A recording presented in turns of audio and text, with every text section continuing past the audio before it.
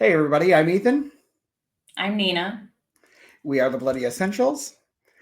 We'd like to ask everybody, if they have not already, to please follow, like, and subscribe. To those of you who have, we appreciate it. Thank you very much. Tonight's episode is going to be on Mommie Dearest. Nina, why don't you go ahead and tell us a Yeah. little bit about this? So this is a little bit different because it's not technically a horror film, but it is a cult film, and it scared the shit out of me as a kid. Me too. And yeah, because my name was actually like my full name is Christina, and I looked very similar to the little girl in this movie. So it really freaked me out as a kid, especially watching it at like 5 or 6 years old. So Right. yeah. When was the first time you saw this movie? Well, the first time I saw this movie, I was probably 4 or 5. Wow, okay. Yeah, I was having a hip operation. So At 4? yeah, yeah, I was having a hip operation, and my parents took me to the video store, and they were like, "Okay, pick out some movies." Well, obviously, I, Okay. I couldn't read, you know, and Right. they wouldn't let me go into the horror section because I naturally tried to go there, and they were like, "No, you need to stay over here. You need to stay over here." So I picked 3 movies, and one of them was Mommie Dearest.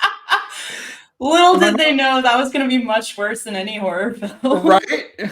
So I ended up getting that, and I watched it because at the time you could rent 3 movies, and Hmm. and keep them for 3 days. So after my Yeah. surgery, I watched those 3 movies like on repeat.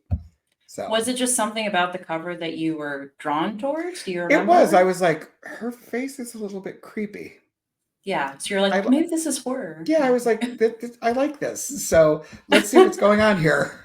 So little did I know Awesome. they were going to qualify it as a horror western, which makes Really? no sense on IMDb. Yeah, Huh. if you look it up, it says horror/western, and I'm like, I don't understand that at all, but whatever. I don't So either. We were talking about this a little bit before we started, but have you actually seen any of Joan Crawford's movies? I don't think that I have. I'm gonna have to watch them now, but I don't think I've seen any of them. I did watch I that I know of. I've seen two for sure. Mildred Pierce, which is the one they talk about in the movie, that's the one she won her only Oscar for. Right, And then the one I really recommend, which is Whatever Happened to Baby Jane, which is technically a horror film. right. And Okay. that's the one she did with Betty Davis, and it's phenomenal. It's great. I actually think I have seen part of that with my aunt when I was Yeah, younger. that So one's really good. yeah. Mildred Pierce is definitely Oscar bait. You can skip that one. Okay. There's a reason she wanted it so bad. Gotcha. Let's go ahead and jump on into Mommie Dearest. All right. The movie starts out with her morning routine, right? 4 a.m. wake up call, the ice to the face, the scrubbing of the skin and all the wrinkles. And yeah, which is just awful. I thought it was a fun thing to notice that she woke up, it was dark, and by the time she's done with all this crap, it's still dark outside. And when she's leaving and when she gets to the studio, it's still dark. And Mm-hmm. apparently that was an actual thing that she did. She was just known for it. So If that's her thing, good. I guess she was a bit of a Right? clean freak, obviously. Yeah, a little bit of OCD. Yeah. Yeah. I thought it was funny that she had this like entire section of her closet that was just mink coats. And it's like, bitch, you live in California. What the fuck do you need all these coats for? Because the bitch was rich and she could. So, Yeah, well, if she had saved her money a little bit better, then she wouldn't have been broke in the end of the movie. um, uh, big facts there. Big facts. We see, if I leave anything out, stop me, okay? This Absolutely. movie jumps around so much, but we see her kind of observing her maids, making sure that they've cleaned it to her standards, right? And she can't find anything wrong with it. And then she notices a plant pot and she moves it, and there's a dirt ring. And Right. she's just furious, like, you have to move the plants. And But she wasn't mad at them. She was she's mad mad at the at the dirt. dirt. Yes, I Yeah, right wrote there, I that was like, line down. bitch is crazy. I'm not mad at you, I'm mad at the dirt. Mad at the dirt. We meet Greg, which is the boyfriend that is kind of a stand-in for all of her other boyfriends during this period of time, I guess. I don't know if he's a real person or if he's based on like a collection of people, but he is supposedly the lawyer that represents the head of the studio, Louis B. Mayer. Anyways, that's who she's dating at the time in this movie. For now. For now. Yeah. I love this guy. Uh, but she gets in the shower with him, and when she like walks backwards into the shower and the water falls on her hair, I always like That- am waiting for her makeup to start running because she's perfectly made up. But that was an awesome shot. It was a You know, great how shot. she went back there. That was a great shot. I like Yeah, that. it's just like her hair's so poofy and flowy, and then the water just drenches it all. Like, so dramatic. Well, you know, the whole movie was dramatic. She was a dramatic woman, so. Listen, I don't know what you're trying to say. I don't think she was that dramatic about these hangers. Not at all. Anyway, we'll bring that back up later. And Joan and Greg are walking on the beach, and she's expressing her desire for children. Right. And she claims she can't have any of her own. She's had many miscarriages throughout the years. Greg mentions that it would possibly garner her a good deal of publicity if she adopted children. And she's like, oh, don't be ridiculous and stuff. Like, it's never clear whether that's a factor for her, but I feel like it is because you see her throughout the movie taking pictures and all this other crap. Oh, and yeah. Yeah, she's very big on image and reputation. Definitely. Yeah. Definitely. And so we find out Joan's application for adoption is denied. She lives alone. She was divorced twice, no family, and she's got a busy work schedule. So they consider her an unsuitable parent. But no is not an answer that Joan accepts. Right. Because nobody tells her no. No one tells her no. Right. And so she uses Greg to call in some favors and gets Joan a baby. And she names the baby Christina. I love the moment when she goes up the stairs holding Christina, and then she just slowly turns back and looks at them all, and they're just staring at her adoringly, like, right. This is perfect. She's just Look, that was wonderful. a big Hollywood moment. So Yeah, so dramatic. It was great.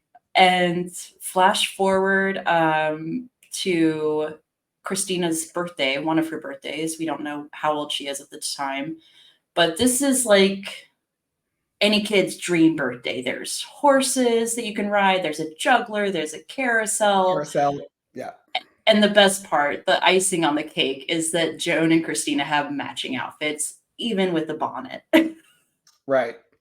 So stupid. But at that point, you don't know she's crazy. You just think she's doing everything right for her child because she loves her child. Exactly. Yeah, because she's saying, I'm going to give you all the things that I never had as a kid and all this other stuff. She seems fine, a little eccentric about cleanliness, but you know, that's not a crime or anything. There could be worse things. There could be worse things. Yeah, she's just mad at the dirt. Okay. Exactly. Yeah. Exactly. And we also find out that Joan has adopted another child, Christopher. So she really likes the letter C. I see that. Yeah, Christina and Christopher. By the way, it's just a small question, which we might get to. Where did Christopher go? Did he go to? Yeah, because it was like they were there when they were young, and then all of a sudden he was gone, and we didn't see him till the funeral. So from what I've read, because I did read the book many years ago, I believe he was also sent to boarding school. Okay. Now she did adopt 2 additional children, Kathy and Cindy. They were twins. I don't know if they were sent away to boarding school, but they apparently had a very different experience, which I'll get into later. Okay. But I did not know that. Yeah, they were not included very much in the book because they were significantly younger than both Christina and Christopher. And so they were kind of left out of the movie. So Joan and Christina are posing for photos for the studio camera people.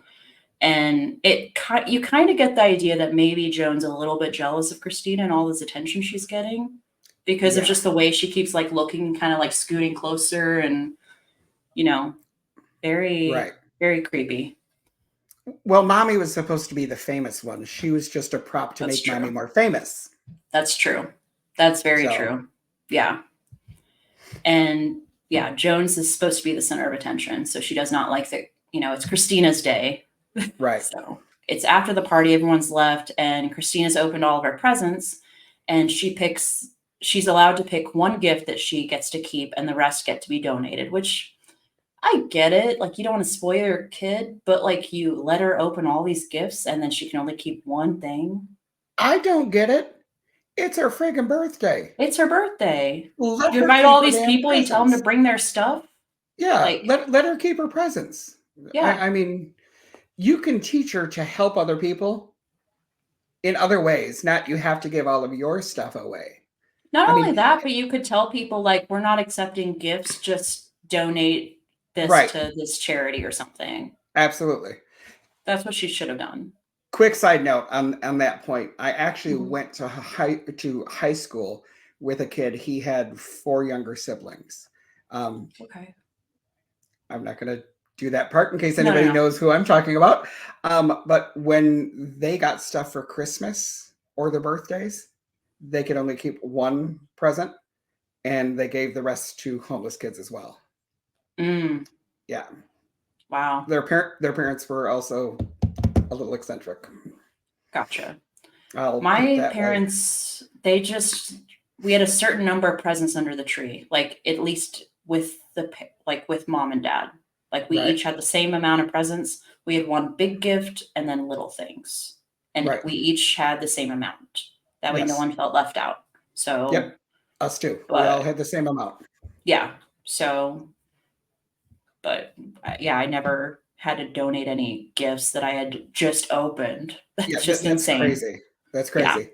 I mean, I'm a parent. I couldn't think of saying, okay, here, Josh, it's your birthday.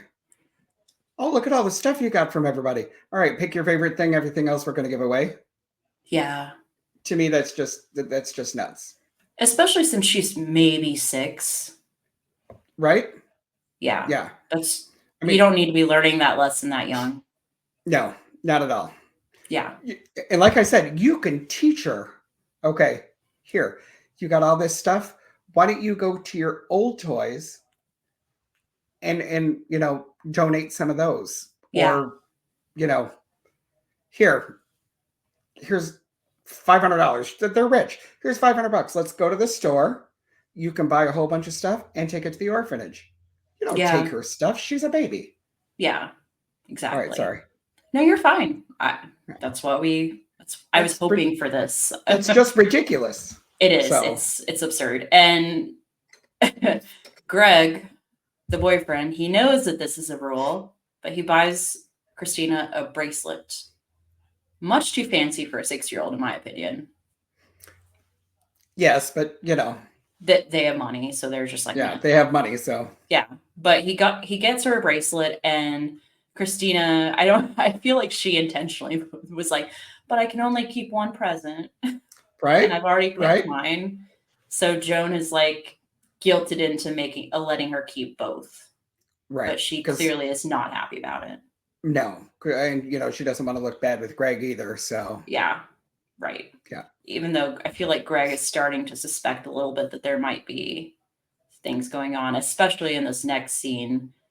She is kind of just berating Christina, and like, nothing is good enough for Joan. She's diving into the pool. She's criticizing how she dives in, and like, there's not a single time where she does it right for Joan. right.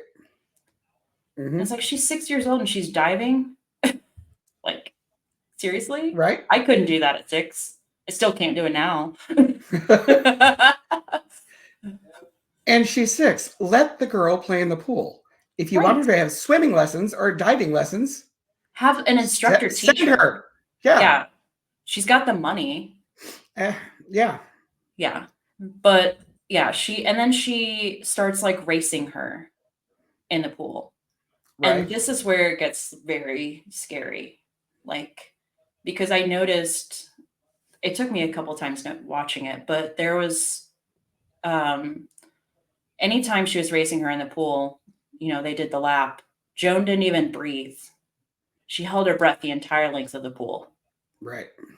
And like that's dedication because even professional swimmers take breaths. Yeah.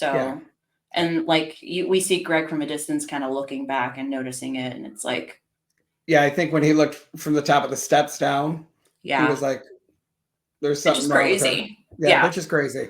Yeah. There's more going on here than just, an eccentric parent. Christina kind of stands up for herself for the first time that we see anyways. And she says she doesn't want to play with Joan anymore because Joan says she's always going to be winning. She'll be the one that wins no matter what. You can't beat her. Right. And Right. Christina's like, I don't want to play with you anymore then. And just a side note, Yeah. I have to agree and disagree with Joan. Hmm. Now, I agree, maybe not at 6, but you can't always let your children win Right. because No, of course not. you need to teach them in life. You don't always win. Crap does happen. You Yeah. know, it is what it is. But what she should have said was, I won this time. I'm bigger than you. I'm faster than you. Keep working on it. Maybe you can beat me. Yeah. But Encourage her. yeah, but the whole you're never going to win. I'm bigger and I'm faster than you. And I will Way to tear, always be bigger and and I will faster than always, you. yeah, way to tear your kid down. Yeah. That's how kids get Wonderful. discouraged and they don't want to keep Absolutely. trying anymore. So, Yep. yeah. And then she proceeds to lock her in the pool house. Right. Which is horrible, but the pool house is probably better than our houses because, well, they were rich. So, It's away from Joan, so it's fine, right? right. I'd have been like, see you, mommy. Bye. Yeah. And she's just told that she'll come get her when she's done, Right. like during her temper tantrum. But yeah, that's the first glimpse of any kind of abuse that might be going on. Joan comes home from work or wherever she was, and she sees Christina pretending to accept an award in Joan's bedroom. And Joan jumps to the conclusion that Christina's making fun of her. Which, if you stop for a minute,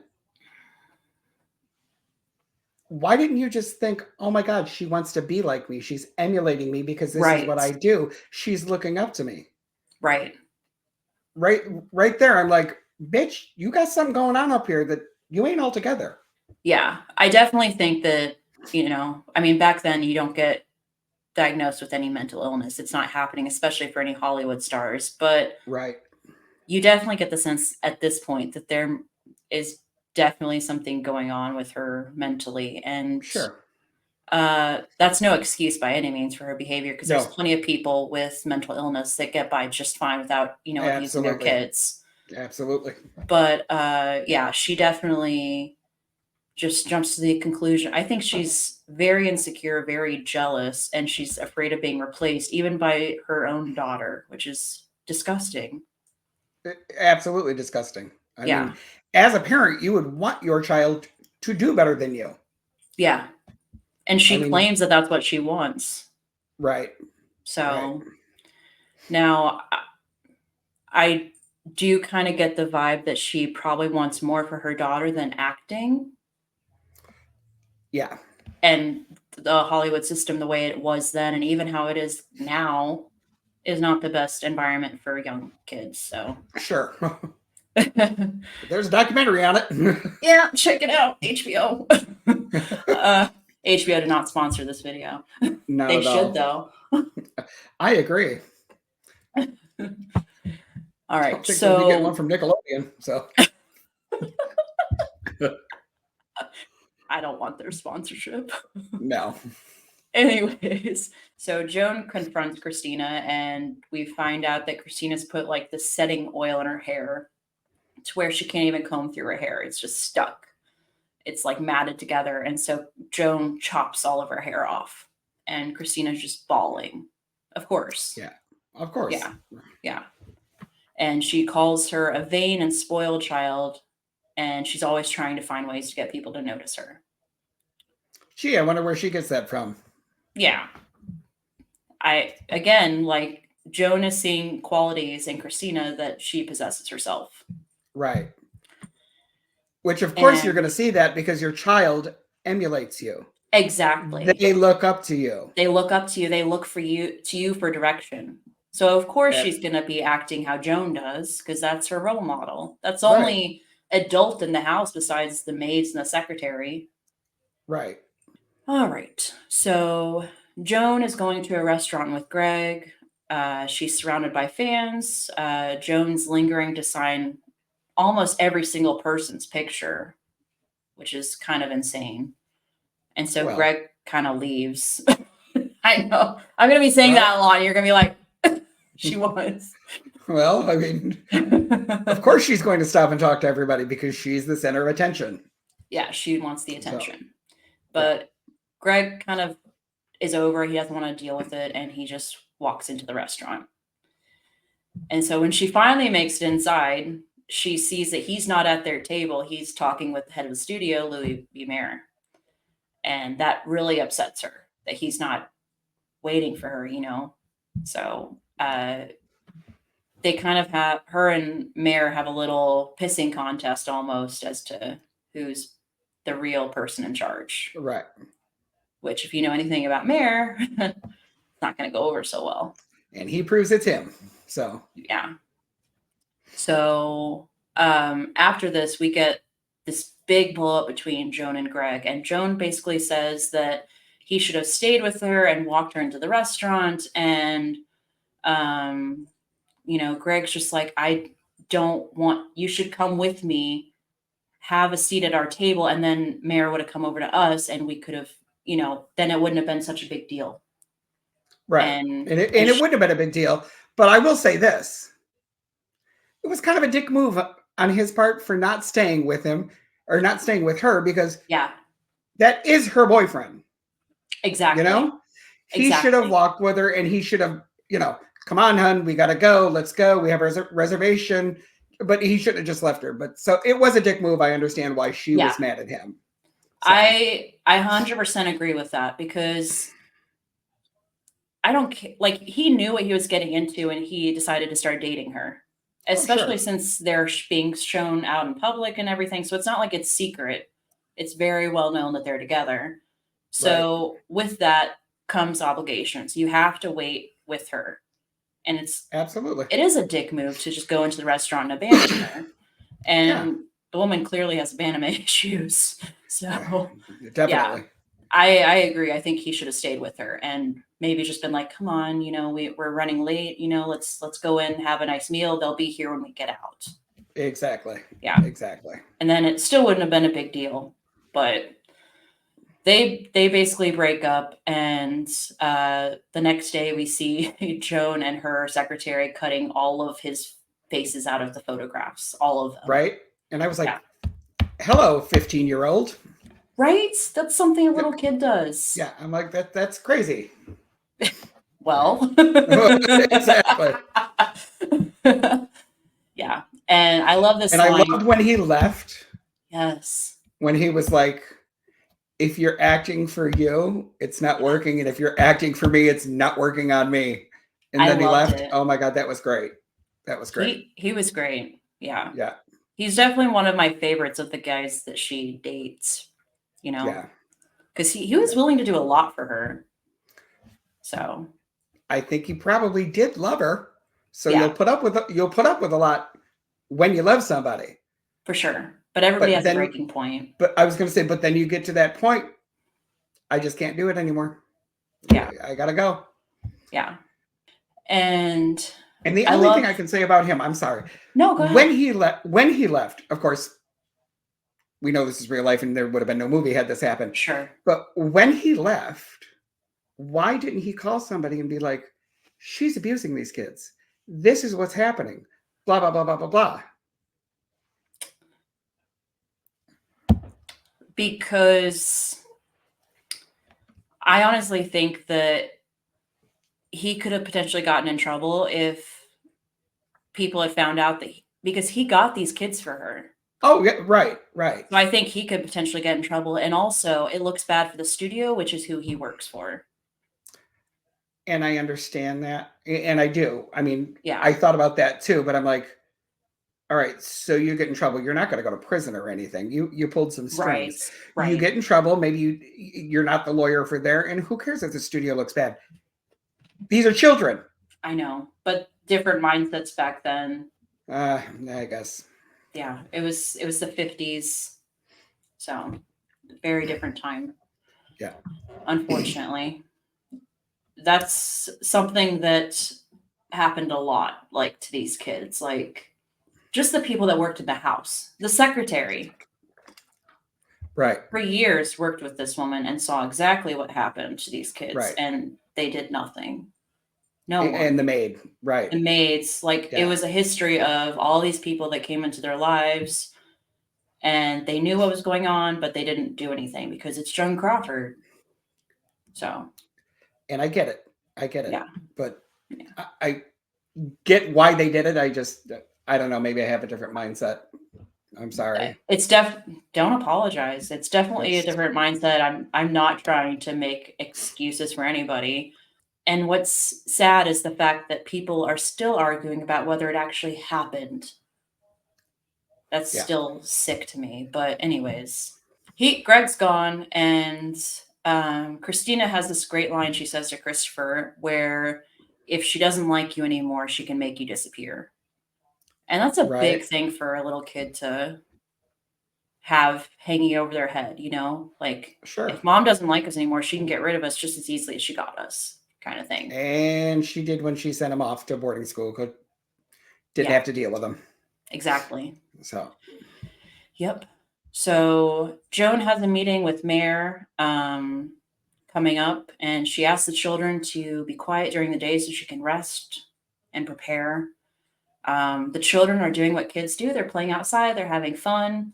And Joan just loses her shit. And yeah. she starts yelling and demanding things and says, Christina, come up here, bring me coffee. And she's just like, you knew how important this was to me. You never listened to me. You never understood, all these things, just berating her. And sends her to her room and tells her to wait for her to come get her. Don't leave until I come get you. This scene I remember very well as a kid. Oh my God. So we see Joan, she's in the hallway, she's watching Christina kind of play with her toys, and Christina is basically repeating the exact same thing Joan said to her stuffed animals, and saying, you're naughty children, mommy needs to rest, and all these things. And Joan doesn't acknowledge that she's there, she just leaves.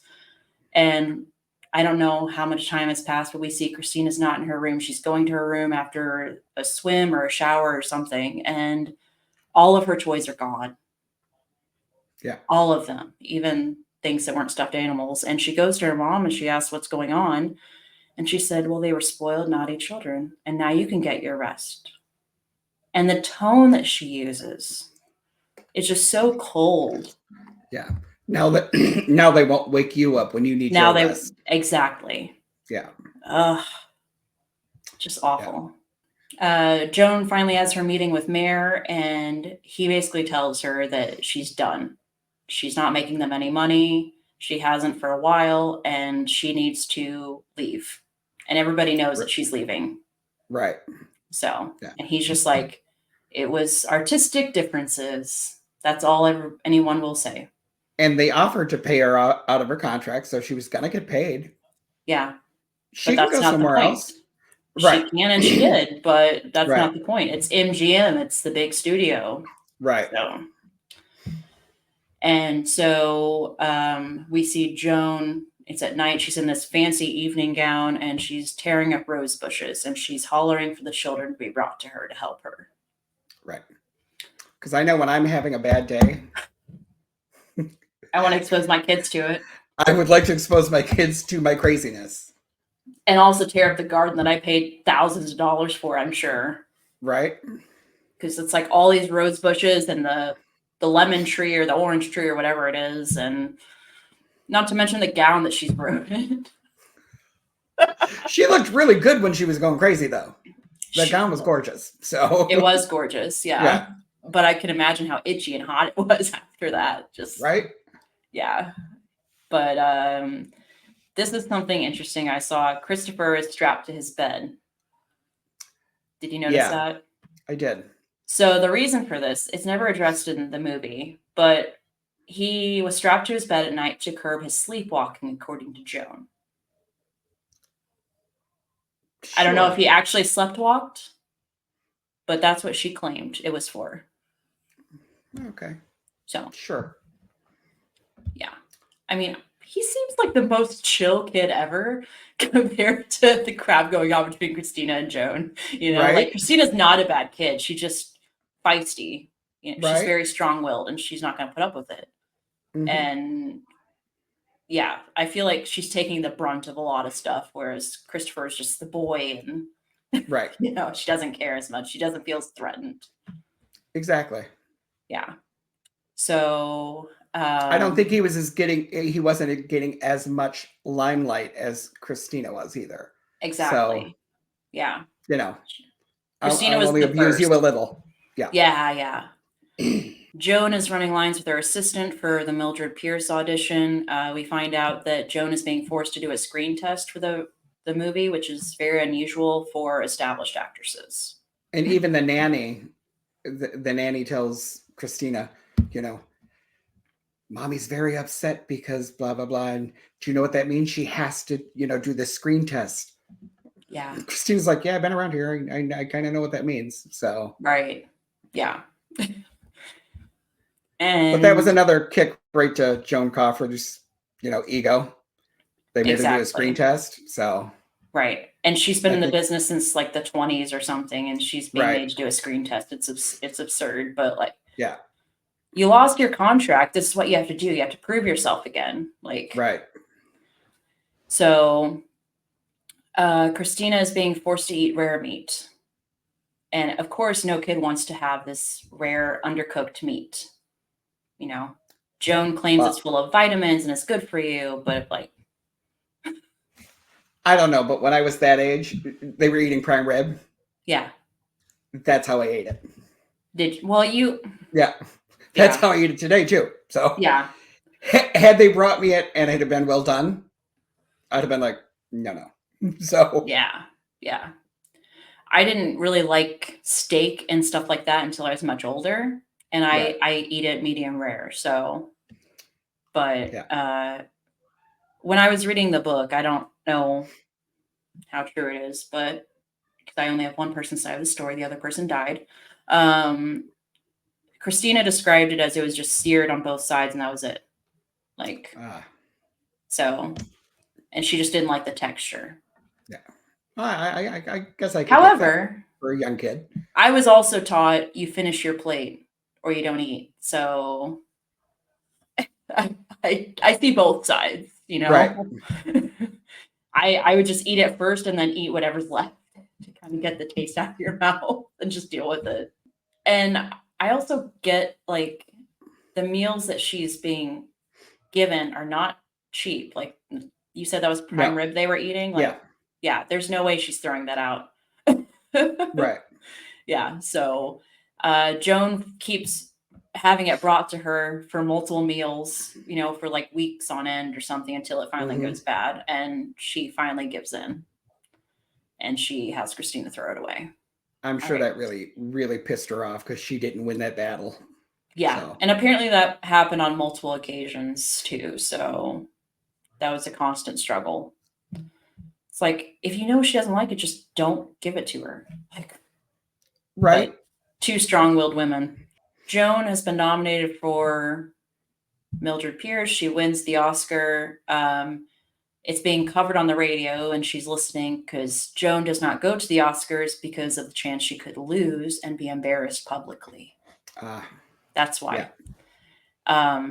She was only nominated the once. She only won the one time.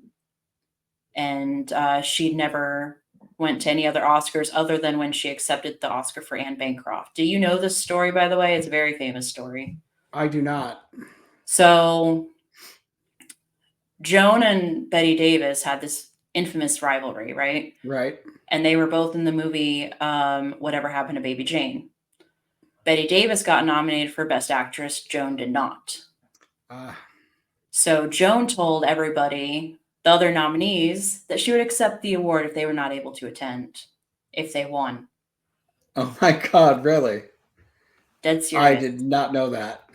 Anne Bancroft won for The Miracle Worker, the movie about Helen Keller. Okay. So Joan accepted the award for Anne Bancroft. Nice. That's the only time, as far as I know, she ever showed up for an Oscars ceremony. So there you go. Somebody's a petty bitch. So. Yeah, just a little bit. There's a lot of fun little stories about Whatever Happened to Baby Jane. It's very interesting. They made a mini series about it. I think it's on Hulu. So, really? Yeah, it's I'm very have to watch fun. the movie now. Okay. It's fun. It's definitely fun. And now we get to everybody's favorite scene, the wire hangers. Yes. And I have to say, I didn't even know I had a wire hanger. I don't think anybody knows they have a wire hanger until you are looking for one. Right. Don't know how I got it. No clue, but I have it. And I was like, this is perfect. No wire hangers ever. Ever. So this is definitely, obviously, the part that scared me the most as a kid. Especially the moment when she's on the floor on her hands and knees and the camera's like right here. And it kind of gets blurry as she lunges towards the camera and when she goes to grab Christina. Yeah. And Christina, the real Christina, actually has went on record and said that they exaggerated this scene. She never beat her with the hanger, but she beat her with other things. So it's like, it's a technicality, you know? Right. But yeah, she's terrifying, just going around in the dark looking for things. And that was apparently a common occurrence in her life. Like the midnight raids is what Christina called it. Like, really? Yeah. So this happened on more than one occasion. And obviously it wasn't a hanger every time, but she would find something and like get them out of bed. And if she found anything amiss to her eyes. Yeah. So that's very terrifying. And the wire hanger, it's apparently Joan's mother was, she worked at a dry cleaning business when they were going through rough times when she was a child. And so she associated the hanger with poverty. Okay. So she naturally got upset. Right. Yeah. Right. It's like, because we're fucked up. Right? You're made fucked up and left the hanger. Right? I mean, certainly it wasn't the kid's fault. I'm sure the kid did not do her own laundry. Right. There's no way. All those clothes were dry cleaned. Do you see those clothes? Yeah. It's absurd. But whoever the maid was should have been fired. Those poor kids. Oh my God. Right. The one boyfriend we see in one scene, Christina is making a drink for Joan's boyfriend. Right. Which is completely absurd to think that, you know, I still don't know how old she is, but she can't be more than 10. Making an alcoholic drink for a boyfriend. That should be Joan doing that. Why the hell is this kid even touching alcohol? Right. And she clearly knows what she's doing because he enjoyed the drink and she makes another one for Joan. Yeah. Yeah. And this is kind of the tipping stone to where Joan is like, I'm done with this kid. Yeah. She's getting older now. She clearly knows what's going on in the house with the boyfriends and everything. And, you know, they're making out in her closet, her giant closet. And I'm like, you can call him uncle like you do all the other ones. She told Christina, you can call her uncle. I got it. Here, try not being a whore in front of your kids. How about that? Don't be dating guys that aren't going to stick around. Right. In front of your impressionable children. And then complain that they don't know any better. And if you are going to date multiple people and you have children, and again, this is just my theory, everybody can do what they want. And I'm married, and I have a 15-year-old. But here, say Stacy wasn't in the picture even with a 15-year-old, I'm going to date somebody for 6, 8, 9 months before they even get introduced to Joshua, Yeah. because I want to make sure it's going somewhere. I don't want him to see me parading broads in and out of the house and being like, "Dad's a whore," and And this you is the way to treat also, women. right. And you also don't want the kid to get so attached to them Right. that they get upset and, take it out on the next one when they Yeah. come along. So it's a very uncomfortable situation.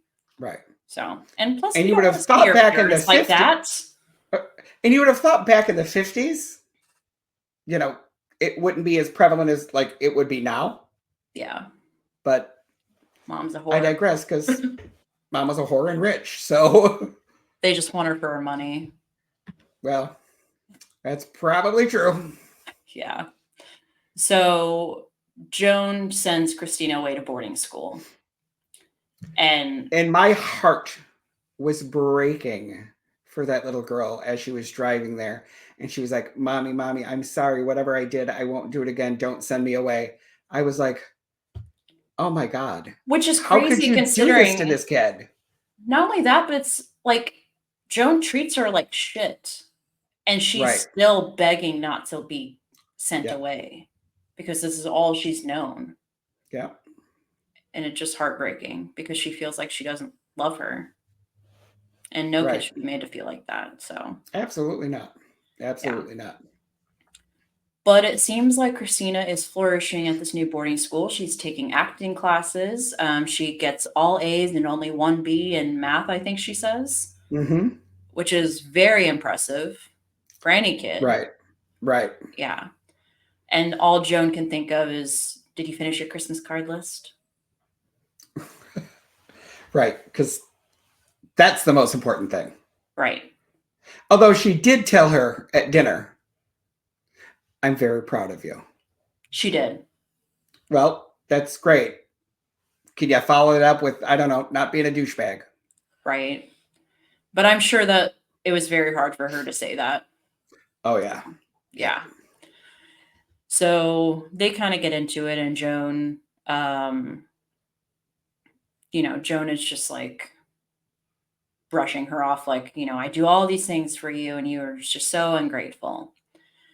And same weekend, we have a little heart to heart between Joan and Christina. And this is kind of the first time we really see Joan letting her guard down around Christina.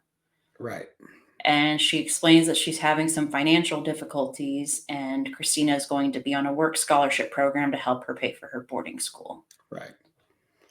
And of course, Christine, and she's been through all this crap, and her mom's treated her like crap, and all of this. She still takes her mom's hands and she says, "It's okay. We're Yeah. going to get through this. It's okay, mommy." Yeah. Which no kid should have to do. No kid should have to be No, strong for the parent, in absolutely my not. opinion. Like, especially since she's under 18. Right. Like, that's not a child's responsibility to No, reassure you and tell you you're going to be okay.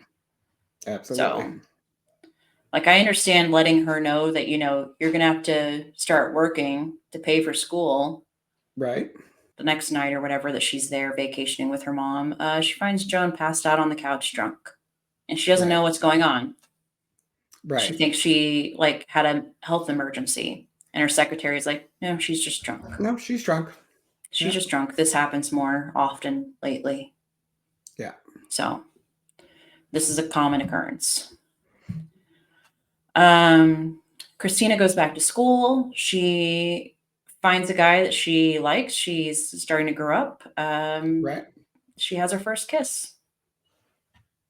Completely innocent, As one does. as one does. She's Right. 15, 16. I think she's only Yeah. 15, yeah. And, they're making out in the barn. Again, as one does. As one does. Kids grow up, they start getting curious. Right. They get caught, and Joan is absolutely furious. Right. So, she's mad at the school. She says it's the school's fault. And she says that she's removing Christina from the school. And we see Joan drinking and driving. So she really is losing control of her drinking habit. She's drinking at all times now, it seems. And she tells Christina that there's a reporter writing an article about her waiting for her at the house and to be on her best behavior, basically. And oh my God, this scene. This is one of the first times where Christina finally stands up to her. Right. Like, I know, like, she's kind of stood up to her before, but this, like, she's like, why did you adopt me? And she's got a great line that she says that Greg kind of mentioned earlier in the film. And it's like, don't act for me. Yeah. I love that Don't line. act for me. Don't act for me. And Joan admits for a brief second that she had adopted Christina for good publicity. For publicity. Yeah. Yeah. And Joan says any stranger on the street would treat her better than Christina does. And Christina has this gut-wrenching line, and it's like, I'm not one of your fans. That was great. And Joan goes nuts and starts strangling her and pushes her to the ground. And it takes like 2 people to pull her off. Right. She like falls over the glass table. Yeah, breaks her table. Yeah. And again, I know it was a different time. I know they worked for, I know all of that. Well, the reporter didn't work for her. No. If I was a reporter, yeah, and I seen this happening, I'd have knocked this bitch out. Right. And now, that would have been on the front page. Oh, you can bet. You can bet. I don't know if this was a dramatization of anything. Like, I don't know if it actually happened. Right. Or it may not have happened while she was there too. So. Right. I do think it happened. I just don't know if the reporter was there. Right. Regardless, so many people knew throughout the years and they didn't say anything. So it's no excuse. Right. Christina's sent away to a convent to finish school. She's not allowed any special privileges, no phone calls, no visitors. Right. Joan gets married to Al, the Pepsi CEO. And Al's okay. Al's a good dude. Yeah, Al was a good dude. I like Al. Yeah. We see Joan's making renovations to their apartment in New York. She sold her other house that Christina grew up in California. And she expects Al's Pepsi company to pay for it. Pay for everything, which is illegal. Because why wouldn't she? The public expects us to live a certain way. Exactly. No, crazy. They don't. No, they don't, because they don't see how you live. Right. Anyways. And they don't care. They don't care. No, they don't care. No. Especially in the 60s. Right. Christina's asking for some money to just make ends meet, which is completely normal for a kid this age to be doing. Sure. You know, and Joan says no. Of course she does. Of course. You've got to make your own way. I did it. Look at me now. Right. Still making other people pay for her crap. Which would have been great had she been like, so I should fuck myself to the top? Because that's what you did. Facts. And Al kind of on the sly gives her a little money and, you know, just says, don't tell her or whatever. Right. Unfortunately, Al doesn't live long. He's dead. And Joan has no money because Al used everything he had to, you know, counterbalance the debt he was going into for her. But I did love it when he gave Christina the money. Yeah. And he was like, you know, don't tell your mom. And she kissed him goodbye and whatever. And then he walked back in to talk to Joan and he was like, we need to quit spending money. I was like, I just gave this money to this kid. I have nothing. Right. He's like, we need to quit spending money. You need to quit spending my money. I was like, hey, that's funny. Right. Maybe don't own this gigantic fucking apartment in Manhattan. Right. And I don't know. I'm a parent. If my kid needed money, I would give it. I mean, yes, teach them. They need to work. They need to do that. But you help them. And if you didn't have the money, you sell one of your minks or one of your cars or a kidney. It's your kid. Right. I mean, come on. Yeah. Okay. Sorry. Go ahead. I love it. I'm here for it. So we get another great line that's been parodied to death, and I just call it the "Don't fuck with me, fellas" scene. Yeah.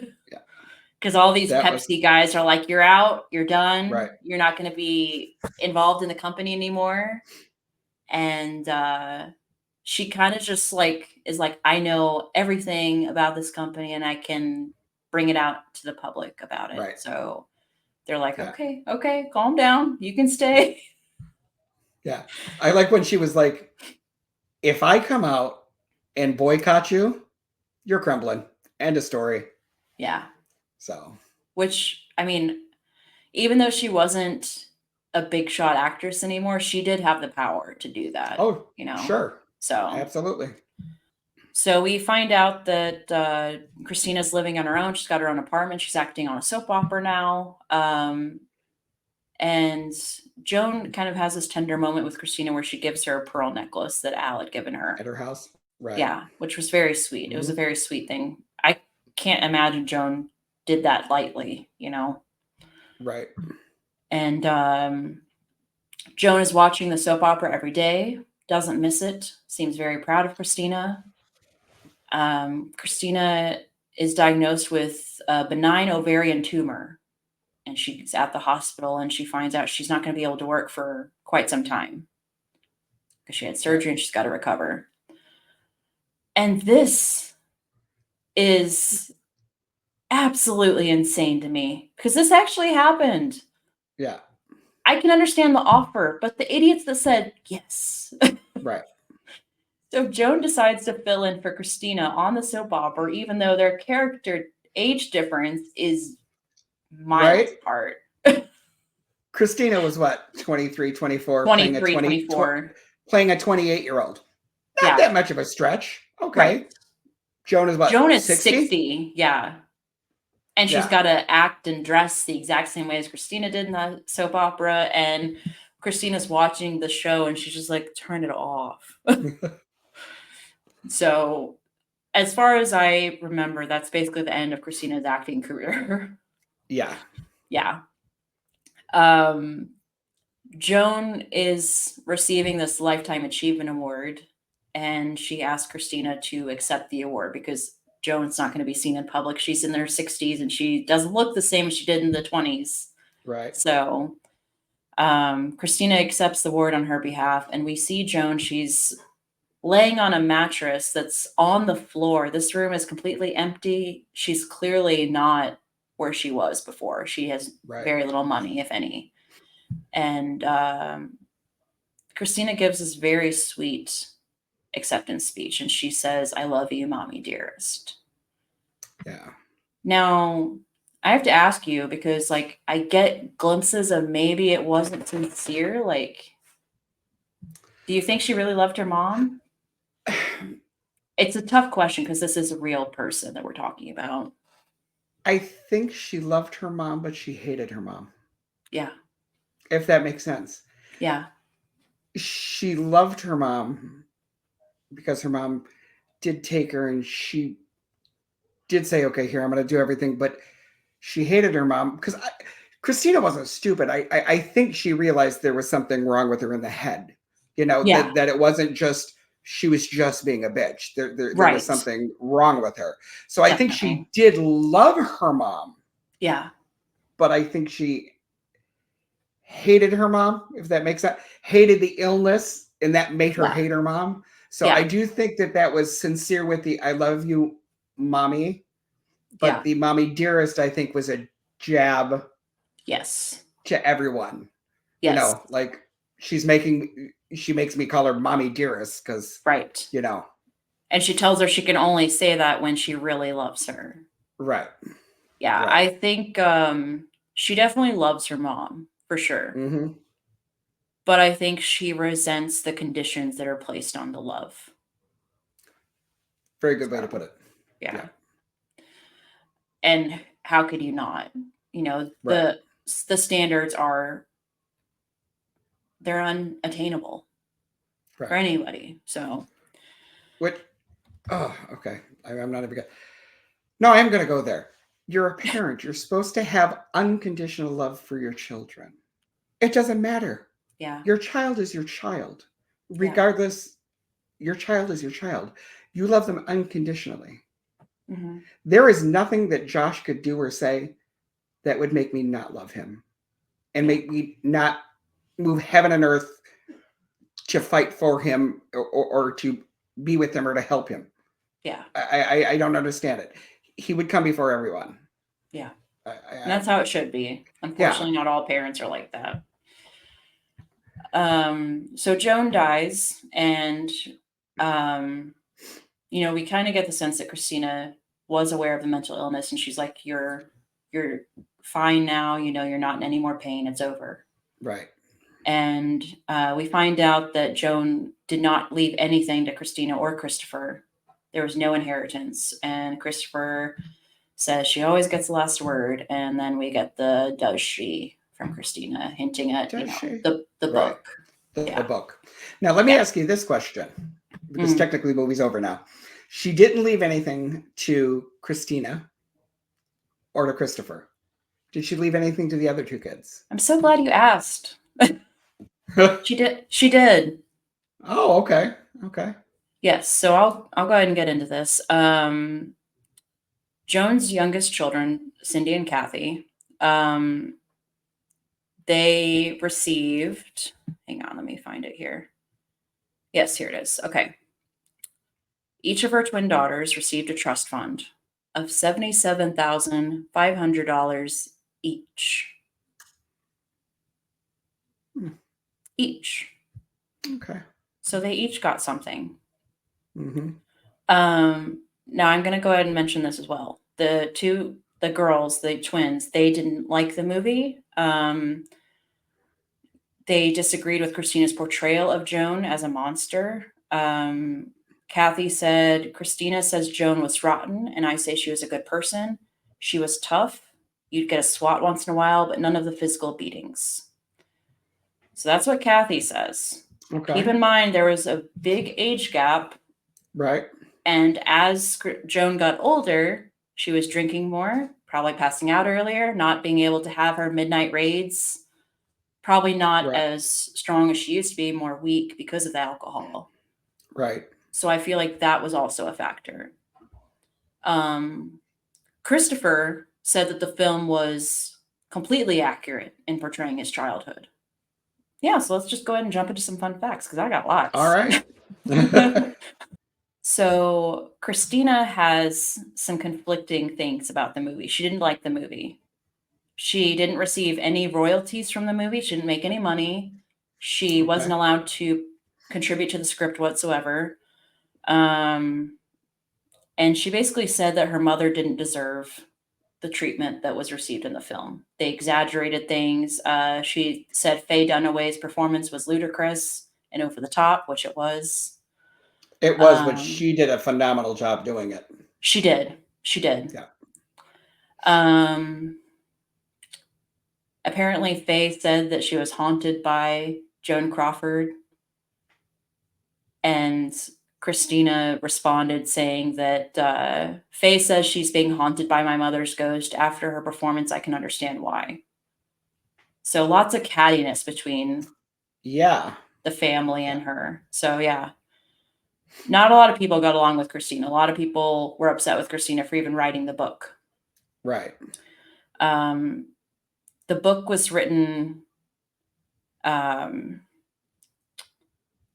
think, a year after Joan passed away. So she didn't wait very long. And then the movie was released 4 years after, which a lot of people criticized her for writing the book at all and also waiting until Joan passed away so she couldn't defend herself. I think it's absurd. Yeah. It is absurd. What? She did love her mother, so she didn't want to write anything while she was there because she didn't want to hurt her mother. She was also afraid of her mother. Mm-hmm. So why would she have wrote that? Right. I mean, she's free now, so she can write it. Granted, we have only her side of the story. Joan's not going to say anything because, well, she's dead. But you can't tell this girl she can't write this book. She can do whatever she wants. Yeah. And she has the right to speak about what happened to her. Absolutely. Joan had the right to say anything. She could have published a memoir at any time in her life, and she chose not to. Right. She chose not to speak about it because that's Right. what you did back then in her generation. So that's her loss. To create the look of screen legend Joan Crawford, actress Faye Dunaway had a 4 a.m. makeup call each day of shooting for a minimum of 3 hours Ooh. for makeup and hair. Let's see here. A month after the film was released to bad reviews, audiences flocked to see the film armed with Ajax and wire hangers to actively participate with the film in a manner similar to Rocky Horror Picture Show. Paramount seized on this newfound notoriety and began to bill the film as a camp classic with ads and posters proclaiming, "Meet the biggest mother of them all." Good marketing. Yes. Yeah, very good However, marketing. Faye Dunaway was very unhappy about that. She expected an Oscar for this performance, and she was very upset that it was not taken seriously. Right.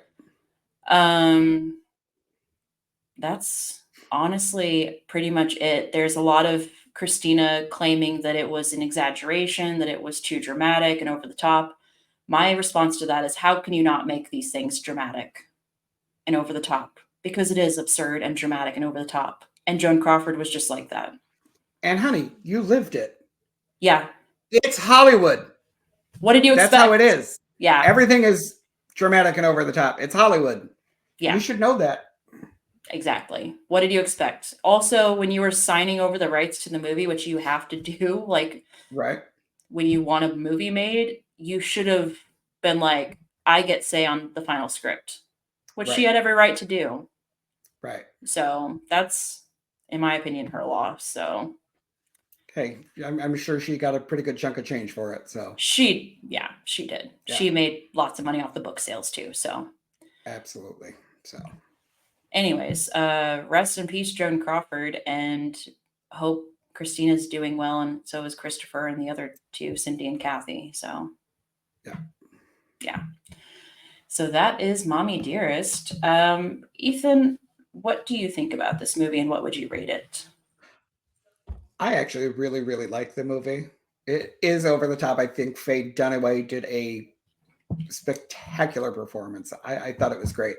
Now, again, I seen it when I was real young, and I probably haven't seen it in, I don't know, 30 some years. So when I was rewatching it, I was like, oh yeah, I remember this. I remember being freaked out when I was young watching this. But I really liked it. I would give it probably a 7.5. Wow. Okay. I think everybody ought to see it at least once. I agree. So. I think it's a very underappreciated film. Yes. I mean, it is a cult classic, so that makes sense. Yeah, this movie it's fun in all, like, it's just so campy and over the top and dramatic that it makes it fun. And it's just like, I can't believe this, like, when you think that it's actually real, like, when you realize it's real, that's what's crazy. But I think Faye did great with capturing the persona of Joan, and the acting is great from everybody. And being able to pinpoint the scenes that creeped me out as a kid was so much fun, revisiting this and just, seeing it through a new lens. And I'm going to give this a 7 as well. I just think the acting is great. The only thing that I would complain about is I think that it would have been better if it had been more from Christina's point of view and maybe less of Joan. Like, you could still show things of Joan, like going to the studios and dating or whatever, but it's more about Christina's story. And I feel like it felt more like a biography for Joan. Yes. So, and if they're going to do that, they need to show more sympathy towards Joan. And I don't think they did that as much. So, but other than that, I love it. I do agree. I think people need to watch it more. Yeah. And definitely. It is on Pluto if you want to watch it. So. Yes. All right. So. All right. Yeah. Well, thank you. This has been Bloody Essentials. Please remember to like, follow, and share. This has been Mommie Dearest. Good night. Bye.